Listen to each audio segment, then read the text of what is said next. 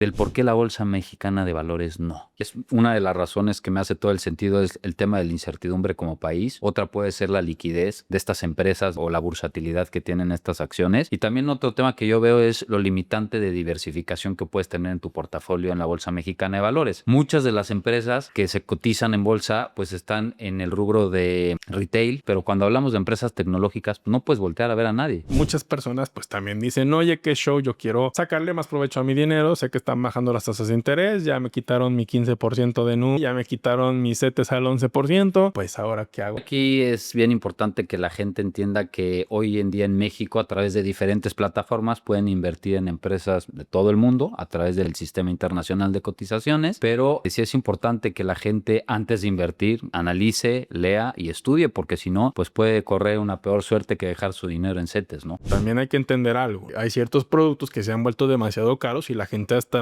buscando productos sustitutos. Y a ver, el tema del consumo que varía Banco de México, obviamente la ANTAD tiene que ver un poco, pero tampoco es 100% determinante. No, y como ese hay muchos otros indicadores, ¿no? Que nos pueden dar pauta de lo que está pasando realmente, porque una cosa también es lo que salen a decir y otra cosa es el día a día de la gente de pie, cómo nos está impactando. ¿Estás de acuerdo?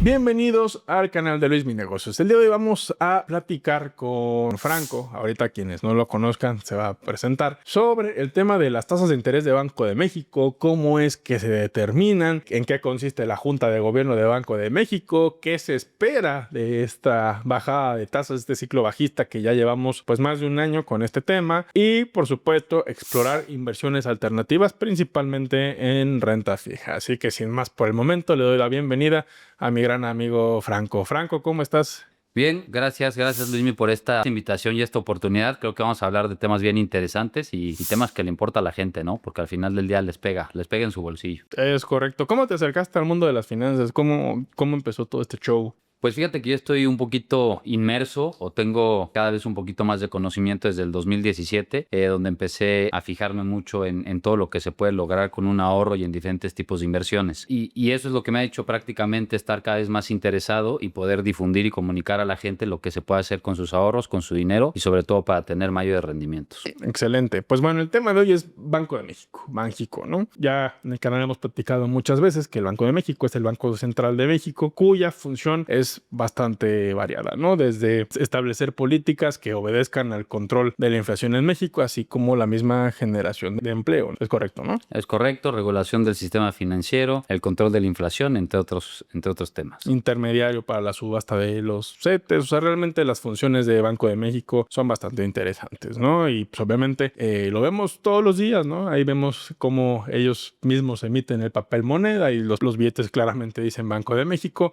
Yo cuando era chiquito decía, ¿qué onda con este banco? Nunca lo he visto como el Bancomer o como Banamex, dudas genuinas de un niño de 8 años, pero bueno, o sea, la verdad es que poco a poco yo también me fui metiendo al sistema financiero y hasta ahorita pues me gusta y me apasiona mucho. Buenísimo. Ahora, adelante con las preguntas. A ver, ahora vamos. ¿Por qué Banco de México está actualmente en boca de todos? Creo yo que está en boca de todos porque desde el 2022 vemos venir como la tasa, ¿no?, de referencia, así como las tasas de productos de renta fija han estado bajando y la gente está volteando a ver esto. Y además estamos viendo también algunos bancos que están ofreciendo tasas y rendimientos interesantes que ahorita vamos a platicar y que hay que tener cuidado, pero creo que eso es lo que está haciendo o que llame la atención muchísimo ahorita al tema de Banxico o el Banco de México, ¿no? Yo creo que hay un descontento también general de la gente porque a la hora de hacer inversiones en renta fija, evidentemente la tasa de referencia de Banco de México importa mucho.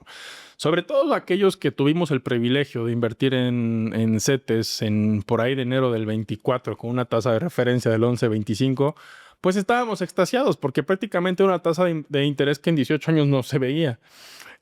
Actualmente, pues las tasas ya vemos que están en un 8%, van a seguir bajando, se esperan decrementos todavía más para lo que resta del año. Esto ya es un hecho prácticamente. Sin embargo, pues sí causó molestia en los inversionistas que de repente no solamente Banco de México, sino también instituciones como NU, como Clark, como Finsus, bajaran rendimientos y pues muchos sí se pusieran tristes. Pero la realidad de las cosas es que una tasa del 8% sigue siendo muy buena. nada. Digo, yo te puedo decir de mi experiencia cuando trabajaba en las casas de bolsa ahí en 2013, 14, 15, 16, pues llegamos a tener tasas del 3%. No, del 3%. Y lo que dices es correcto, mi Luis, porque lo que tú dices en 2023, 2024, pues era una chulada que sin riesgo prácticamente te estuvieran garantizando un 11.25, ¿no? Esto obviamente es insostenible y no puede durar para siempre. Entonces, obviamente, con esta referencia al Banco de México, todos los demás productos se van ajustando a cómo van bajando las tasas, ¿no? Y lo que dices es, sí, están de 8.50 acá de bajar Banco de México a la tasa al 8 y probablemente se espere que el año se cierre entre 7.75 y 7.50, ¿no? Claro. Y a ver, ¿por qué nos importa entender cómo funcionan las tasas de interés aunque no seas financiero o economista? Pues creo que al final del día impacta en tus ahorros, impacta en tu bolsillo y en lo que podrías dejar de estar percibiendo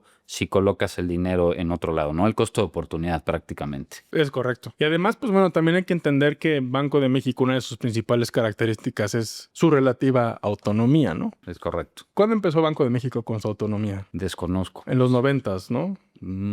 Podemos analizar el dato más adelante, pero realmente justamente esa autonomía tiene que ver mucho en cómo se regula el mismo Banco de México, ya que ellos tienen en sí una junta de gobierno, que esta junta de gobierno se integra por 5 miembros. 5 miembros, que es gobernador del Banco de México, cuya función es como el presidir el mismo banco, más aparte 4 subgobernadores del Banco de México. Es correcto que ya en conjunto pues toman estas decisiones, algunas veces un poco arbitrarias, ¿no? Donde no todos están de acuerdo y deciden si estas tasas se ajustan hacia arriba o hacia abajo. Que al día de hoy estas mismas, o sea, porque muchos a lo mejor te puedes preguntar, oye, ¿quién asigna a estos subgobernadores o al gobernador de Banco de México? Y la realidad es que es el mismo presidente de la República que da una terna al Senado de 3 personas y evidentemente se ratifica a través de una votación quién va a ser quien presida el mismo Banco de México, ¿no? Actualmente, como lo mencionábamos, esa junta de gobierno se integra por 5 miembros, presidido al día de hoy por la gobernadora, que es Victoria Rodríguez Ceja, y ahí mismo ese puesto ha sido ocupado por también grandes economistas como Francisco Gil, Paco Gil Díaz, como también Agustín Carstens. Dicho sea de paso, hay muy buenos memes de él, ¿no? Si lo has visto, ¿no? De que el que más me dio risa fue el que decía defendía el peso con tal de descuidar el suyo, algo así. Me dio... No, y de hecho ahorita está en un puesto en un banco pues fuera de México bastante importante. Me parece que sigue en el Banco de Pagos Internacionales. Está en Suiza él. O sea, realmente Creo que es fue mejor. un economista evidentemente muy, muy destacado y no por algo está en ese puesto que está actualmente. Sí, de acuerdo. Ahora, Banco de México en sí tiene 2 funciones principales, ¿no? Es autónomo, como lo dijimos, desde abril del 94. Ya corroboramos este dato. Y en sí no recibe órdenes del gobierno, por lo tanto goza de autonomía. Y tiene 2 principios objetivos: mantener la inflación baja y estable y la misma estabilidad el sistema financiero mexicano. Y para esto tiene muchos instrumentos principales que utiliza. Está el control de la política monetaria, el fijamiento de las tasas y el control de la misma liquidez.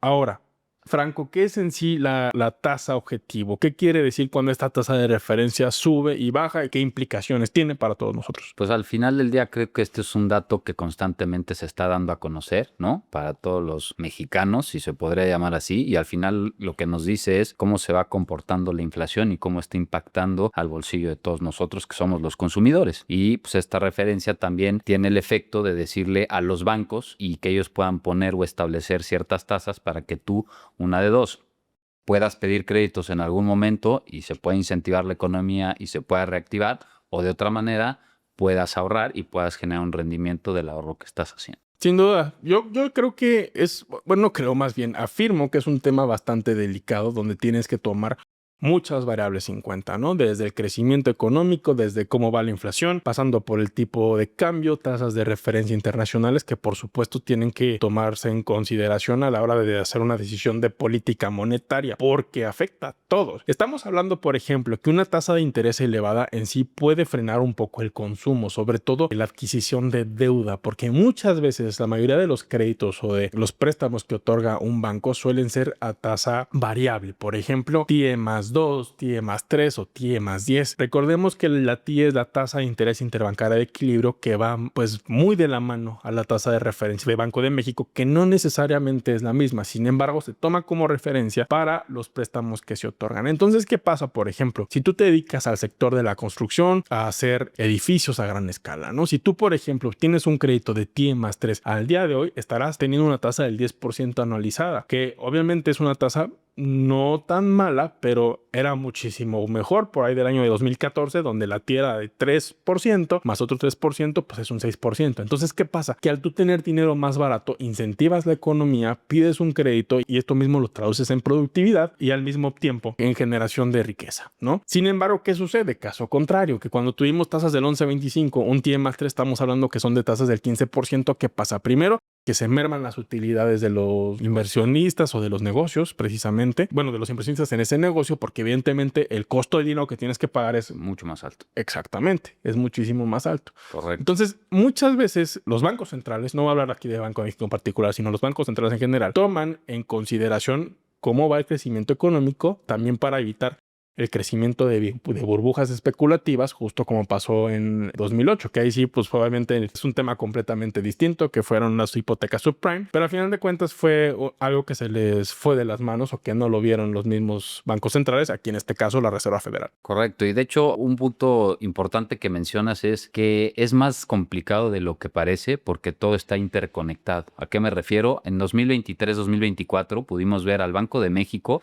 de la par, ¿no? De la Fed y las decisiones que estaban tomando prácticamente para bajar esos puntos básicos, lo empezaron a hacer al mismo tiempo. Y llegó un momento en el que prácticamente se deslindaron y ya probablemente México veía un panorama un poquito más positivo o mejor para todos nosotros y empezaron a no tener ninguna relación, pero normalmente pudieran llegar a estar en algún momento a subir o bajar las tasas en el mismo porcentaje o al mismo tiempo, ¿no? Que esto es importante mencionarlo, porque a lo mejor dices, a ver, ¿por qué Estados Unidos actualmente te está pagando? Bueno, no te está pagando, su tasa de referencia más bien está a niveles del 4 o 5%, y ¿por qué México está en niveles del 8%? ¿Por qué? Porque si, por ejemplo, Banco de México, su tasa de referencia se ubica en 4% y la Reserva Federal de los Estados Unidos también está en 4%, yo les pregunto a ustedes, ¿quién le va a dar mucho más certeza a los inversionistas? Si tú tuvieras, por ejemplo, $1 millón y México te paga el 4% y Estados Unidos te paga el 4%, ¿a quién se lo prestarías? La lógica aquí es en Estados Unidos. ¿Por qué? Porque es una economía mucho más grande, es una economía mucho más competitiva y es una moneda muy, muy fuerte, la principal moneda del comercio global, que no sé si la estadística todavía sigue vigente, pero el dólar americano actualmente representa un 97% de todo el comercio internacional. Una locura. Te digo, esta estadística era real hace algunos años. No sé si ahorita con todo el tema de los BRICS y todo este tema ha ido bajando. Ustedes que ahí tienen el chat GPT a la mano lo pueden corroborar y en los comentarios ponerlo. Pero a ver, o sea, no podemos negar la preponderancia del dólar americano por sobre otras monedas. Por esta razón, claro que es importante mantener un diferencial por encima de los Estados Unidos, justificándole a los inversionistas el riesgo por propiamente invertir en México. Es correcto. Y sobre esa línea, precisamente, por ejemplo, Banco de México recientemente en junio hizo un recorte de 0.50% o 50 puntos base, como también se dice. Se conoce basado en dos cosas principalmente. La primera de ellas, bueno, fue una decisión de 4-1. La gobernadora y los subgobernadores están dentro de esta votación. Tuvo mayoría de 4-1, justificando que la inflación aún iba a estar fuera del objetivo, ya que estuvo en 4.5% interanual a la primera quincena de junio, lo cual recordemos que el objetivo de la inflación en México es un 4%, tirándole casi que a un 3%. La inflación sigue un poco descontrolada, entonces dijeron vamos a bajarle un poquito las tasas de interés, pero más importante que la economía crecía muy poco, ya que creció un 0.1% en abril y de hecho México estuvo muy cerca de caer en una recesión técnica. Y de hecho una de las preguntas que yo te quiero hacer, Luis, a ver si te has sentido es, ¿tú crees que están forzando el bajar estas tasas para incentivar la economía? Porque yo todavía veo en ciertos sectores y cierto nivel que le está costando a la gente el salir y consumir. Sin duda alguna, o sea, y lo platicábamos tras bambalinas, ¿no? Franco se dedica al sector de los seguros y justamente platicábamos esto, ¿no? Que se han incrementado muchísimo las primas en el transporte, se han incrementado las siniestralidades por todo lo que sucede en el país y evidentemente pues eso se traduce en golpes a la canasta básica de los mexicanos. Un dato curioso de mí es que a mí me encanta ir al súper, o sea... Yo soy igual. Sí, o sea, yo obviamente sé que está la aplicación y que está el curbside, que donde puedes recoger tus cosas. Pero a mí me encanta ir, o sea, disfruto mi supermercado, es como una terapia. Viví un rato en Estados Unidos, por ejemplo, y me iba en la noche, 11 de la noche ahí, echaba un telefonazo a mi mamá y recorriendo los pasillos con tranquilidad. Y me doy mucho cuenta de cuánto cuestan las cosas. Y principalmente en esta temporada, que se supone que es una temporada buena en cuanto a cosechas, los precios están elevados. Sí. A mí me encanta el mango, por ejemplo, y este año lo vi mucho más caro del promedio. El Ataulfo está entre 40 y 50 el kilo. No falta que van a decir, pues ve que la central de abasto está más barato. Lo sé, pero el súper está al lado y la central de abastos me queda muy lejos. Entonces, pues obviamente ya a la larga, pues me va a quedar prácticamente igual o hasta más barato, ¿no? Sí, yo también me he dado cuenta en productos, ya sean frutas y verduras, como en Tú productos. tienes hijos, yo también, no sé si les encantan las berries estas. Sí, todo lo que son berries, todo lo que son. 180 pesos el medio paquetito. O sea, Sí, está cañón, está fuerte. los que tengan hijos, espérense, déjense de los pañales y las mamilas, espérense a que les gusten las berries o las frutas de estas y aguas. Sí, ese es un buen dato al final del día. Y hay otros indicadores que también nos van a decir en el transcurso del año si esto es forzado o no es forzado, ¿no? Nos vamos a dar cuenta, en Estados Unidos probablemente tengamos el Prime Day, tengamos el Cyber Monday, tengamos este tipo de eventos donde la gente en un periodo muy corto, con descuentos muy interesantes, se ve el consumo. Aquí al final del día también lo vamos a poder ver con el Buen Fin y otro tipo de eventos en los que la gente, pues teniendo o no tienen el dinero, salen y consumen, ¿no? Entonces creo que ese dato puede ser bastante interesante y de algo nos va guiando para saber si realmente la inflación y la economía se está reactivando o no. Y justamente que lo mencionas, mira, vamos a leer esta pequeña parte de la ANTAD, que es la Asociación Nacional de Tiendas de Autoservicio, que realmente también sirve para ver cómo está el consumo a nivel de los retailers. Y dice, las ventas de los asociados en abril ascendieron a 146 mil millones de pesos y las acumuladas al quinto mes de 2025 a 640 mil millones de pesos. O sea, se quiere decir que en mayo de 2025 las ventas en términos nominales de la ANTAD tuvieron una variación positiva respecto al año anterior del 10.3%. Es decir, que el consumo en este tipo de tiendas departamentales ha ido subiendo. La alza. Lo cual, pues también, hasta cierto grado, es un síntoma de fortaleza en el poder adquisitivo de los mexicanos. Es correcto. Pero a ver, también hay que entender algo, ¿no? Que hay ciertos productos que se han vuelto demasiado caros y la gente ha estado buscando productos sustitutos, productos y alternativas, ¿no? Es correcto. Por ejemplo, carne de res, que últimamente subió de manera loca. Muchas personas, pues, empiezan también a irse al pollo u otras carnes un poquito más accesibles. Y a ver, el tema del consumo que varía Banco de México, obviamente la ANTAD tiene que ver un poco, pero tampoco es 100% determinante. No, y como ese hay muchos otros indicadores, ¿no? Ahorita estamos hablando de canasta básica, de los productos que se consumen, pero hay muchos otros indicadores que nos pueden dar pauta de lo que está pasando realmente, porque una cosa también es lo que salen a decir y otra cosa es el día a día de la gente de pie, cómo nos está impactando. ¿Estás de acuerdo? No, estoy más que de acuerdo y justamente te quería preguntar, tú que estás en el rubro de los seguros, ¿la inflación médica cómo ha estado? Es una locura. A veces lo pueden estar calculando sobre 2 veces la inflación del país, pero los incrementos que está habiendo en primas, pues es prácticamente insostenible. Y aquí dice, por ejemplo, la inflación médica en México para 2025 se proyecta en un 14.9%, lo que representa un desafío significativo para la accesibilidad a la atención médica, especialmente en el sector privado. Y esto es muy sencillo. Al final del día, si los doctores, si los insumos, si los hospitales tienen este incremento y cobran esto, pues al final del día también se tiene que trasladar al consumidor final. Y es donde vienen los incrementos de primas y muchas veces, pues la gente no puede seguirlos pagando. Probablemente de momento sí, en el corto plazo, pero si te dicen que en 5 años las primas de tu seguro se van a duplicar, pues ya la piensas, ¿no? Claro. Dices, mejor hago un colchón y me ahorro todo ese dinero que estoy pagando en primas.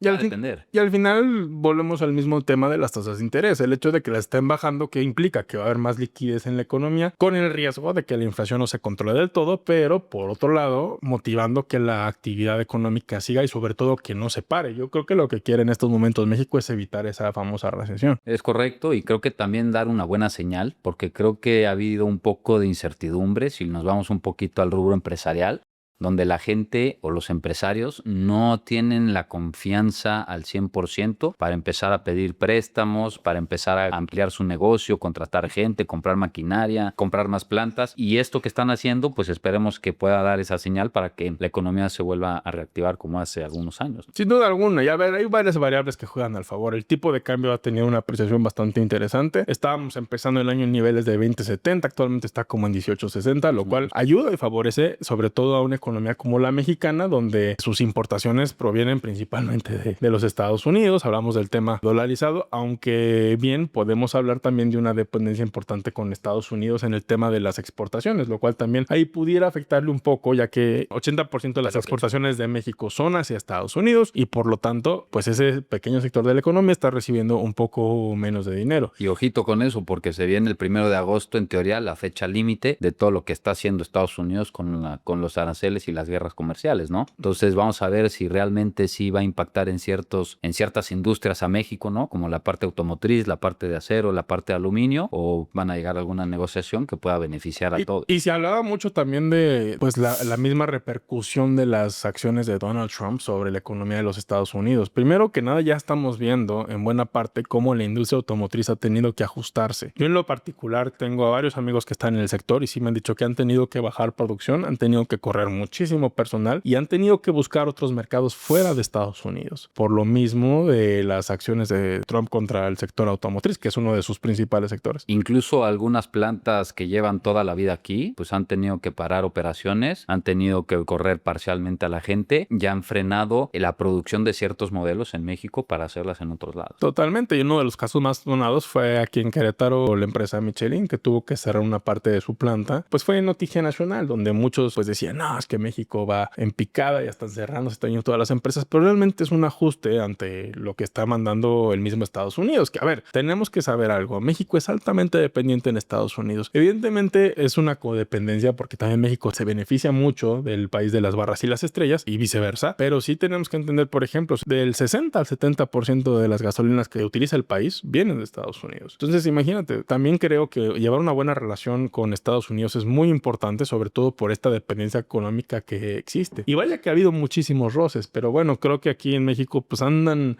pues tratando de llevarla bien con el tío Sam, porque A ver qué pasa. a ver qué pasa. O sea, pero a final de cuentas justo esto es lo que ha pues ha hecho que a lo mejor la misma bolsa de valores tampoco llegue a los niveles de los 60,000 puntos, porque realmente hay mucha incertidumbre todavía en el aire. El tema de nearshoring, que pues se veía como la próxima esperanza del país, Parece ser que no. que parece ser que no. Entonces, bueno, o sea, creo que ahorita actualmente México estamos como flotando a ver hacia dónde nos lleva el río. Fluyendo, y yo creo que también Ándale. están tratando de arreglar ciertas cosas internas como país para después pues ver cómo es que van a llegar a una negociación con Estados Unidos, como tú lo comentaste, nuestro socio más importante, pero pues hay que fluir y creo que vamos a tener un panorama más claro, pues yo creo que a final del año, ¿no? Entre tasas, entre importaciones, exportaciones, aranceles, etcétera, etcétera, pues creo que Estamos en modo zen ahorita, ¿no? literalmente Fluyendo. Y hablando de fluidez, muchas personas pues también dicen, oye, qué show, yo quiero sacarle más provecho a mi dinero, sé que están bajando las tasas de interés, ya me quitaron mi 15% de NU sin límite, ya me quitaron mis CETES al 11%, pues ahora ¿qué hago? ¿A dónde me voy? Pues creo que aquí es bien importante que la gente entienda que hoy en día en México, a través de diferentes plataformas, pueden invertir en empresas de todo el mundo a través del SIC o del Sistema Internacional de Cotizaciones, pero sí es importante que la gente antes de invertir analice, lea y estudie, porque si no, pues puede correr una peor suerte que dejar su dinero en CETES, ¿no? Claro, y a ver, no menospreciemos los CETES. O sea, realmente créanme que estaban mucho peor. Hay que aprovechar las tasas del 8%. Y háganme un favor, si tienen un negocio, no se les ocurra invertir el dinero en renta variable, ni siquiera en el Standard & Poor's 500. Los excedentes de tesorería de una empresa se invierten en renta fija, porque muchas veces ni siquiera es tu dinero, es dinero de inversionistas que tú tienes. Y al final de cuentas, el riesgo en estos casos, tú ya lo estás corriendo en tu negocio. No tienes necesidad de correr un segundo riesgo. Por más que Warren Buffett te asesore, mi sugerencia es que de plano no lo hagas. Eso y plazos fijos, ¿no? Al final del día también por 1 o 2 puntos porcentuales arriesgar ese flujo no vale la pena. No vale la pena, y a lo mejor aquí también tiene que ver mucho pues qué proyección tienes sobre ese flujo de efectivo, ¿no? Si por ejemplo en 3 meses no vas a ocupar ese dinero para tus operaciones financieras diarias, pues a lo mejor puedes contemplar aquí un plazo y sacarle un poquito más de jugo, pero tampoco complementes tu liquidez, ese disponible diario que tienes, por la tentación de ganar 2 o 3 puntos. No lo vale. No lo vale exactamente, así que tengan mucho cuidado con eso. Bolsa de valores evidentemente también es una alternativa para obtener mejores rendimientos. Correcto. Digo, estamos hablando de un tipo diferente de inversión con más riesgo, pero desde mi punto de vista creo que vale la pena. Hay que escoger qué sectores y hay que analizar antes de entrar en ese mundo, ¿no? Totalmente de acuerdo. Y a ver, la cartera de inversión que tú vayas a tener que hacer, pues evidentemente debe de estar bien diversificada. Entiéndase por diversificación, no comprar acciones a lo tonto, por no decir otra palabra. Correcto. Simplemente tener aquellos activos o aquellas selecciones que realmente hagan un buen balance en tu portafolio de inversiones y que tengan una proyección interesante en el futuro. Decía mucho Warren Buffett, y a mí me gusta mucho esto, que debes de pensar también como si lo veas un negocio. Si tú, por ejemplo, no puedes justificar, estoy comprando 100 acciones de Meta a tal valuación, a este precio, por esta razón, es mejor que ni siquiera te acerques a comprarla. Y algo que también reiterativamente he dicho aquí, bueno, en mis redes sociales y en mis canales, es que si tienes la oportunidad de empezar a invertir en bolsa de valores, los ETFs pueden ser una gran opción. O sea, si vas empezando, no creo que tengas la necesidad de arriesgarte demasiado con acciones en directo. Entonces, pues siempre la asesoría no está de más. Sí. Digo, hablábamos también que también hay de cada asesor que dices, no manches. ¿Cómo llegó ahí? ¿Cómo llegó ahí? Y aunque tenga las mejores credenciales, luego dices, ay, madre mía santísima. Sí, lo que dices es un buen punto y quiero que tú me cuentes como experiencia para que la gente entienda entre diferentes tipos de inversiones cómo te fue, porque evidentemente la gente mete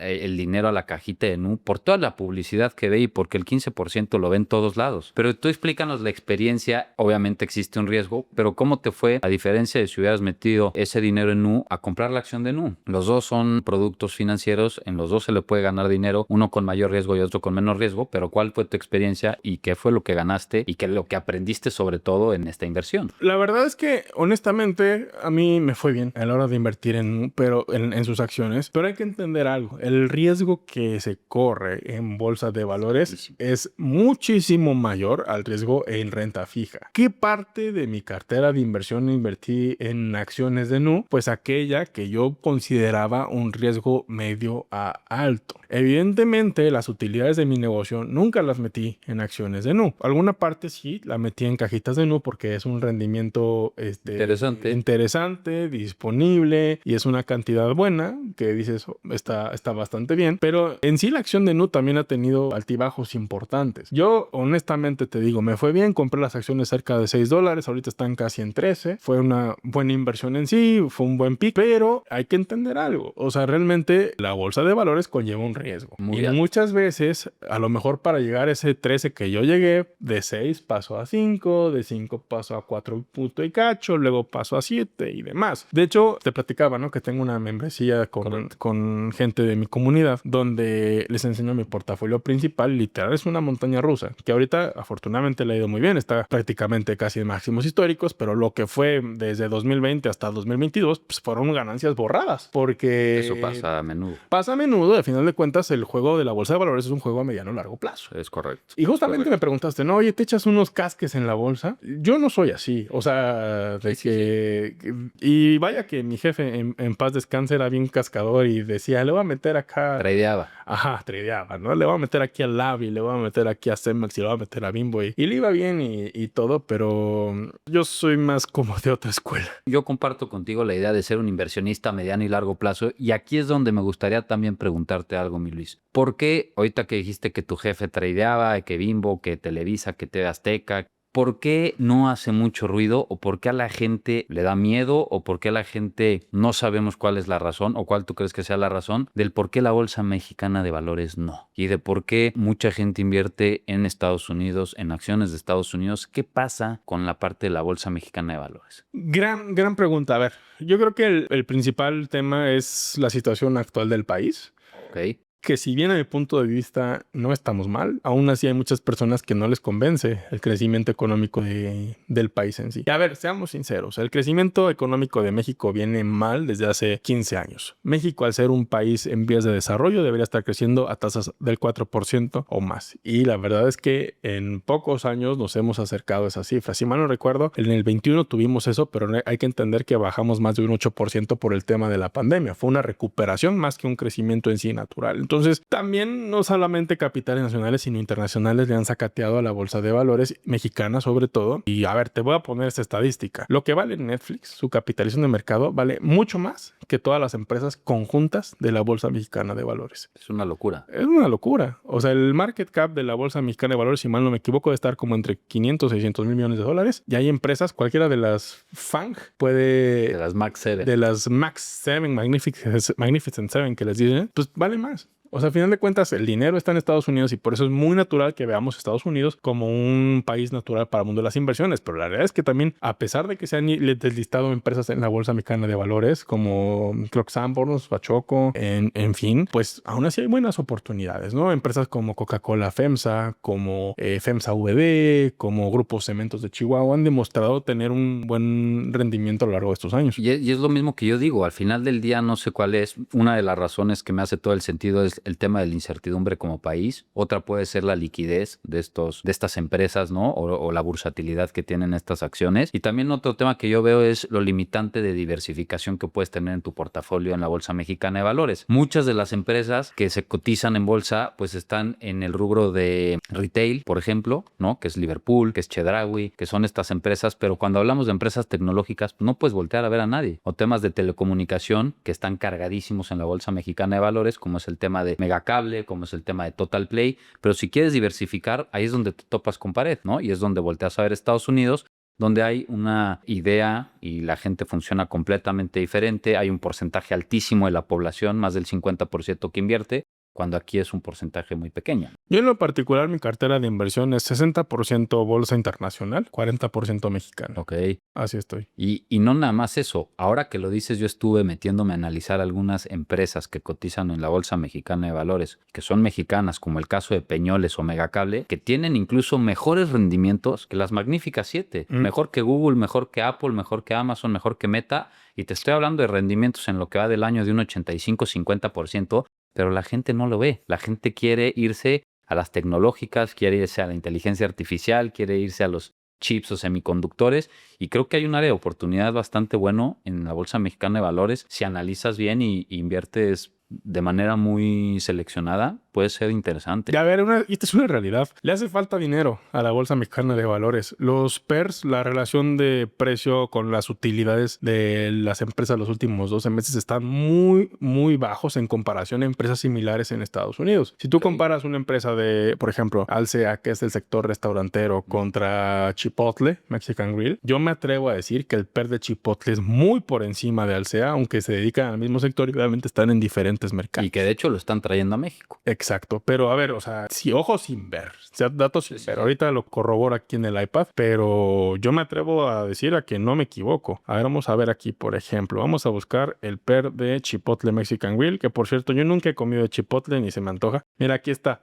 El PER de Chipotle Mexican Grill actual es de 40.73 según datos de CNBC. Ya vamos a ver, 40 va, redondeámoslo en 40. Y el PER de Alsea... Sí, digo, para el que no conozca Alsea, pues es una empresa que trajo Starbucks, que tiene California Pizza Kitchen, Domino's, Vips en México, y es un monstruo al final del día de la industria restaurantera y de las franquicias. A ver, vamos a ver el número. Igual y me equivoco, pero bueno, es como dato ojo de buen cubero. Pero mira, aquí está. Estoy checando aquí Alsea. Está raro porque a ti, Alsea, ¿cuánto te sale? 27.83. 27.83 en TradingView y yo en Investing Pro lo tengo en 19.8. Bueno, cualquiera de las dos está mucho más abajo que Chipotle. Pero a ver, o sea, esto es en general. O sea, si nosotros podemos revisar datos del mismo mercado de la Bolsa Mexicana de Valores como en Estados Unidos, pues los datos son apabullantes. Sí, la verdad es que sí. Y bueno, también existe un mito, que no sé si sea mito o una realidad, donde los fundadores accionistas tienen un gran porcentaje de estas acciones y cuando venden, pues hacen mover el precio de la acción de manera importante. No sé si eso lo has escuchado en la Bolsa Mexicana de Valores, es algo que yo he escuchado. No te puedo decir si es cierto o no, porque yo sí, a diferencia tuya que traes el 60% de manera internacional, yo te podría decir que yo sí traigo el 100% de mis inversiones. Estados Unidos. Es correcto. Pero se vale, o sea, se vale totalmente de acuerdo. De hecho, por ejemplo, este 2025 le ha ido muy bien a economías fuera de Estados Unidos, en buena parte por la retórica de Donald Trump. Economías desarrolladas, lo que es Francia, lo que es España. Hay ETFs bastante interesantes que ha tenido incluso mejor rendimiento que los ETFs de Estados Unidos. De Estados Unidos propiamente y también que de países en economías emergentes. Brasil, México, etcétera. De hecho, por ejemplo, aquí corroborando el dato de los PERS en México, el promedio es de 16.20. La relación de precio con las utilidades de los últimos 12 meses, mientras que en Estados Unidos es del 30.61. Que también nos puede decir algo, ¿no? Que las acciones gringas están un poco... Y lo están. Sobrevaloradas. Y lo están. Porque estamos en máximos históricos y ya ojalá tuviéramos los PERs que tiene México en acciones de Estados Unidos porque significa que podrás entrar a muchas acciones de forma infravalorada. Sí, ¿no? porque por ejemplo Canadá está en 22. O sea, Canadá todavía, y Canadá, vaya que tiene también empresas bastante interesantes, ¿no? Está ahí Una de ellas. Shopify. De hecho, Shopify es la más grande. Tienes a TD Bank también. Tienes a Royal Bank of Canada, que es la empresa más grande del país. O sea, realmente creo que también vale mucho la pena que en estos tiempos veamos más allá de Estados Unidos, ¿no? O sea,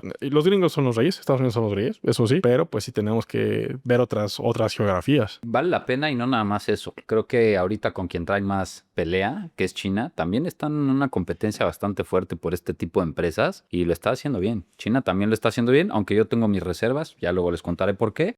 Y sí preferiría invertir en otros lugares, ¿no? Sí, pero China es un caso raro y creo que se da espacio para otro episodio completamente porque su bolsa de valores, su market cap ha perdido muchísimo valor. Sí, O sea, la manera en la que están gestionando la economía los chinos es darle la vuelta al sistema tradicional de una bolsa de valores porque ni siquiera se le acerca. Y ahí te va. Capitalización del mercado de Estados Unidos son 69 trillion, como le quieren decir, ¿no? Okay. 69 millones de millones, ¿no? De dólares. Le sigue, por ejemplo, China está en 856 billion. O sea, esto es como... ¿Cómo? O sea, Nvidia vale mucho más que la bolsa... Qué bueno que lo dices, porque el otro día estaba viendo una gráfica donde Nvidia, que llegó a los 4 trillions, vale más que mercados como el de Hong Kong o el de Canadá completos. A ver, como todos. Sí, como un todo. A ver, vale más que todos. A ver, solo Nvidia vale más que cualquier bolsa de valores del mundo. Tiene más market cap que Reino Unido, que Canadá, que Taiwán. Y bueno, interesante lo de la bolsa de valores. También obviamente en la bolsa de valores tenemos lo que son las fibras. Correcto. Fideicomisos en infraestructura y bienes raíces que también les ha ido bastante bien lo que va del año, ¿no? Y hace poco acaban de subir, ¿no? Bueno, perdón, de emitir una nueva fibra en Monterrey, me parece. No sé si emitió una colocación Fibra Monterrey, pero la verdad es que le ha ido bastante bien a Fibra Monterrey los últimos años. También incluso Fibra 1 tuvo un pequeño descalabro, pero este año en la bolsa va bastante bien. Es una buena opción porque es una manera en la que puedes invertir en bienes raíces con poco, menos de 20 pesos creo que cuestan casi todas las fibras. Y también, evidentemente, aunque son inversiones en renta variable, pues el respaldo de ladrillo siempre se agradece y más en una época donde están bajando los rendimientos a tasa fija. Ahora aquí yo te pregunto, Luis, si tú has invertido en fibras y cuál es el sector que más te gusta dentro de las fibras. Invierto poco realmente, o sea, yo me enfoco más en empresas de distintos sectores, pero yo en algo que me busco mucho, además de ver el portafolio de las fibras, es la tasa de ocupación que tienen las fibras, ¿no? Okay. Que generalmente busco yo una tasa superior al 90%. Obviamente en pandemia les fue como una pesadilla a las fibras, pero se recuperaron de manera importante, ¿no? Fibra 1 tiene ahí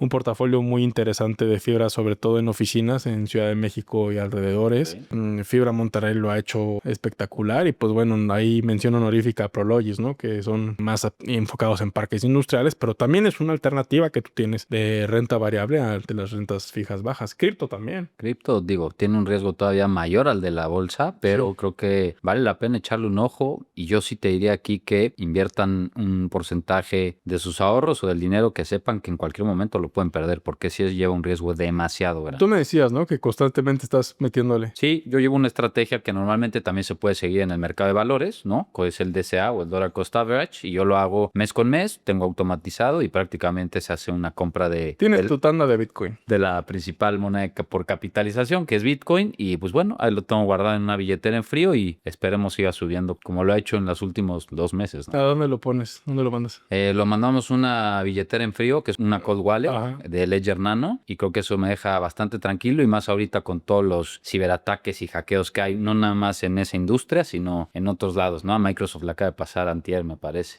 Yo sí lo dejo en Binance. No me ha ido mal hasta ahora, pero pues ahí está. A ver, es el número 1 en tamaño, pero hay que tener cuidado. Bueno, Binance y Bitso son los que actualmente estoy usando y me ha ido bien. La verdad es que me ha ido bien. Imagínate a los que le pasó eso con FTX. No, pues sí, a llorar. Prácticamente. Alameda Research y todo este cuate de Sam Backman que creo que está en la cárcel, ¿no? Ya. Sí, es correcto. Le fue como en feria, pero creo que hasta Tom Brady salió embarrado, ¿no?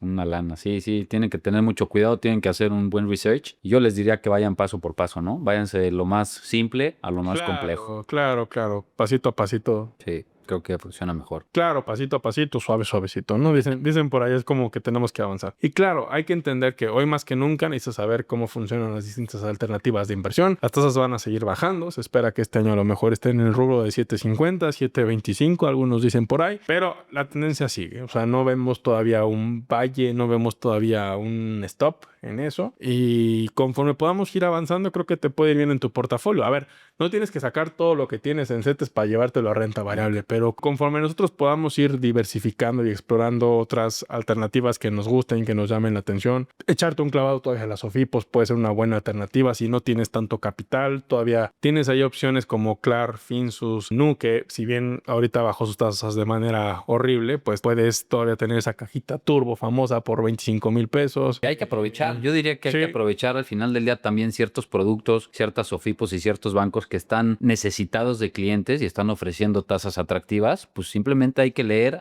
los términos y condiciones, las letras chiquitas, y si te conviene, pues ir colocando tu dinero donde crees que te puede rendir más, ¿no? Totalmente de acuerdo. Sobre todo entender dónde metes tu dinero, ¿no? Es lo más importante de todo. Pues bueno, espero que les haya gustado este episodio y nos vemos el próximo episodio, que se viene bastante interesante, que es sobre cómo invertir en acciones de Estados Unidos desde México. O sea, hace el SIC, pormenores y tips que podemos darles. Es correcto, va a estar bueno.